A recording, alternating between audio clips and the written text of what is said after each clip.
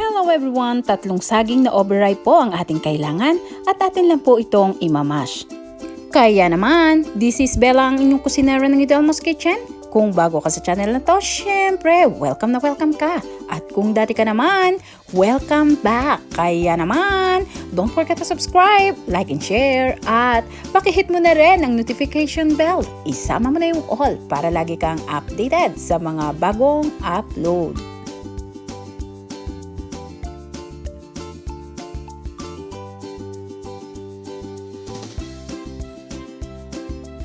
Kailangan po natin dito ay durog na durog yung ating saging. At higit po sa lahat, ang sikreto talaga ng masarap na banana bread ay ang gagamitan natin ng overripe na saging.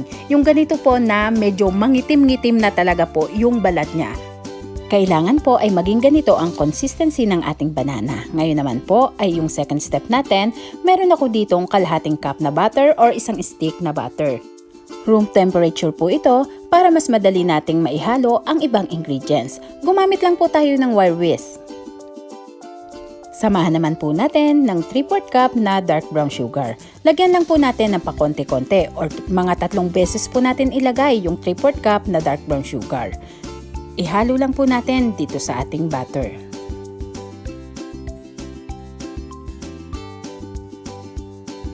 Haluin lang po natin hanggang sa matapos na yung paglagay natin ng asukal.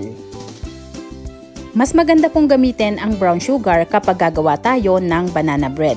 Meron po kasi siyang kakaibang lasa or yung extra na lasa na talagang akmang-akma sa ating banana bread. Kaya kung gagawa po kayo ay dark brown sugar or brown sugar na golden ang inyong gagamitin. Ngayon naman po ay samahan natin ng 2 itlog at ang itlog po ay room temperature din. Isa po sa sikreto sa pagbibake ay ang paggamit ng mga room temperature na ingredients para mas maganda po ang resulta ng tinapay or cake na inyong gagawin. So ayan, ihalo lang po natin dito yung ating itlog.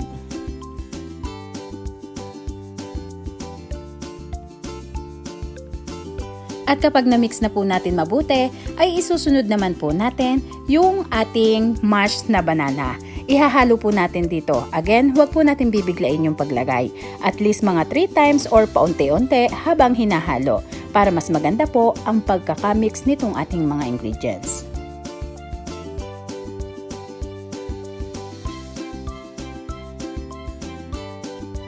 So ito na po yung ating mga liquid ingredients. Haluin lang po nating mabuti hanggang sa magsama-sama silang lahat at atin muna pong ilalagay sa isang tabi kapag okay na.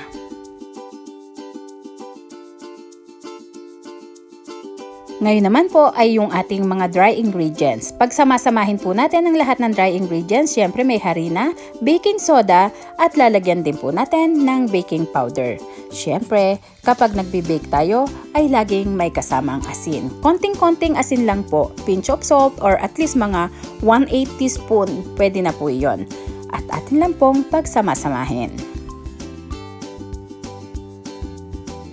At kapag napagsama-sama na po natin itong ating dry ingredients, kunin naman natin muli itong ating liquid ingredients. Ilagay natin itong dry, isama po natin. And again, mga 3 hati po natin siya ibubuhos dito at ating hahaluin. At habang hinahalo po natin itong ating banana bread mixture, ay maraming salamat po sa sponsor ng ating bigas ngayong month ng November. Hindi lang po pang spiritual na gabay ang ibinibigay niya, kundi ipinagkakaloob niya rin po ang buong puso niyang suporta. Kaya para po sa mga kapatid naming Katoliko na gusto pong mag-pray ng rosary everyday, meron pong live 8 a.m. Pinas time and 6 p.m. Alberta time dito po sa Canada.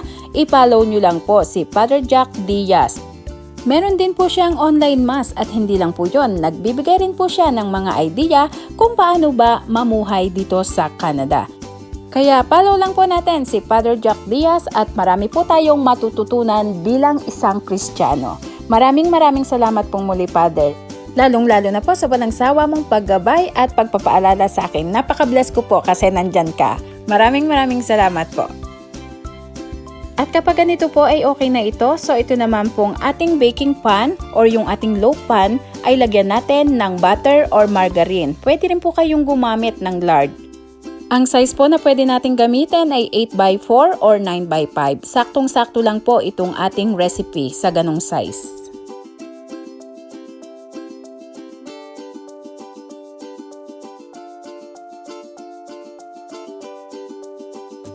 Ating lang pong i-shake ng ganito at ibaksak-baksak ng konti dito sa table para po mapantay itong ating banana bread mixture.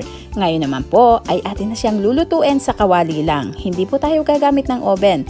Pero ito pong ating pan ay sasapinan natin ng aluminum foil. 5 tupi po ng foil itong aking ginamit.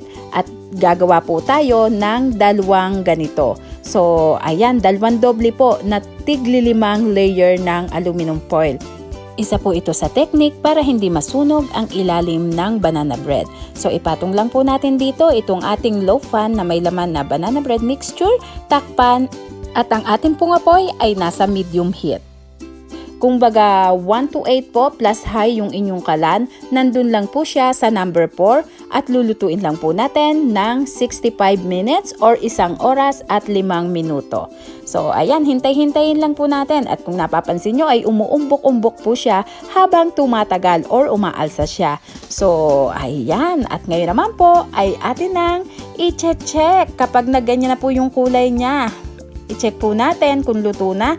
Okay, gumamit po ako ng knife at kapag nag-comes out po yung knife na malinis na, ibig sabihin po nun ay luto na itong ating banana bread. Pwede rin po kayong gumamit ng toothpick o kaya barbecue stick. Once na tinusok nyo sa gitna, nag-comes out ng clean, luto na po yon. Kaya naman, ito na ang ating masarap at mabangong banana bread. Palamigin lang po natin ng at least 10 minutes bago natin tanggalin sa baking pan. Ilagay lang po natin sa isang rack at dito po natin ikukumpleto ang paglamig niya, pero ako po kasi pag ganito ay mas gusto ko siyang kainin ng mainit. Saktong-sakto po ito na pang merienda at masarap na pang partner sa kahit anong klaseng inumin. Siyempre kapag bagong luto at umuusok-usok pa ay mas masarap kainin itong ating banana bread. Kaya naman ito na po at atin na siyang titikman. Amoy pa lang po ay napakabango na talaga, as in. So ito po yung itsura niya, napakasarap po at yung gilid niya talagang brown siya, so ang sarap. Ayan, kaya naman maraming salamat po muli sa inyong lahat. Bye-bye at mag-ingat po tayo.